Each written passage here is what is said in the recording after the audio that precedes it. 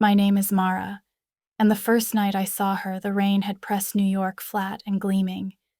I ducked beneath the neon awning of a small West Village gallery, shaking water from my coat, pretending I chose art over shelter while thunder stitched the sky shut. Inside, the air smelled like old wood, linen canvas, and a drifting ribbon of coffee from somewhere in back. Lamps spilled warm amber into the quiet. A piano track murmured from a hidden speaker, all felt and breath. She looked up from a guest book with a pen balanced in graceful fingers. Silver hair swept back, a few damp strands wild at her temple, steady eyes the color of the Hudson before dawn. "You beat the worst of it," she said, voice low, amused. The name tag on her blazer read, Evelyn. I would learn later she was 52. I am 27, a junior copywriter who hoards good sentences the way other people collect seashells. "I'm not sure I beat anything," I answered, water ticking from my hem to the floor. She found a towel, held it out. Our fingers brushed, the briefest, quietest chord. "Consider this your welcome committee," she said. The smile arrived late, like a light warming through fog. We walked the rooms together without officially deciding to. A storm study, bruised oil skies, then a sudden pale seam where light breaks. A photograph of a rooftop garden in November, soil black, chairs tipped, a single stubborn geranium surviving the cold. "I used to live 4 blocks from a roof like that," Evelyn murmured. "We ate soup out of chipped bowls and watched lightning hit the river. The quiet afterward was somehow louder." She didn't look at me when she said it. She looked at the photograph as if it might answer back.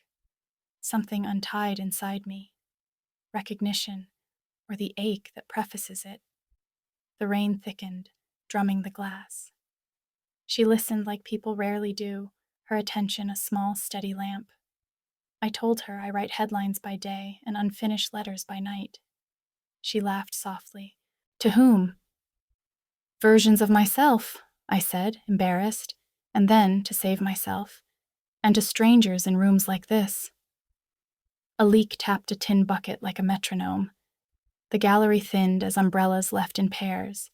She showed me one last canvas, a horizon almost erased. "I like beginnings," she said, "because they keep insisting."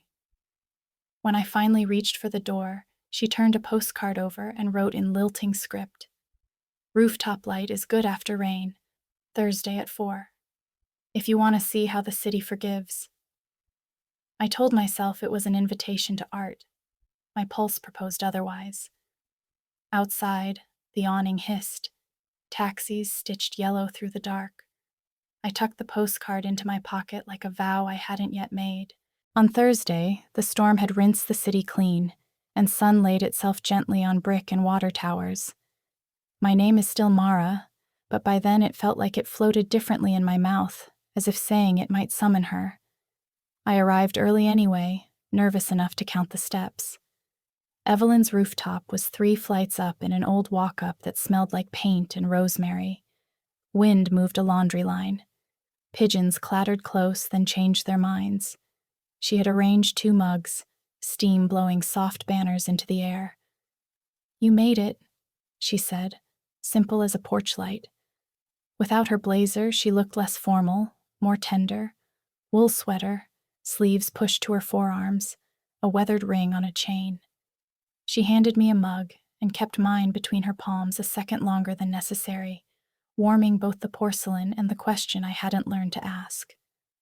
We stood at the parapet, shoulder to shoulder but not touching. The city glittered in modest ways, a window catching sun, a delivery bike stitching through traffic, a child's kite snagged and heroic on a water tower ladder.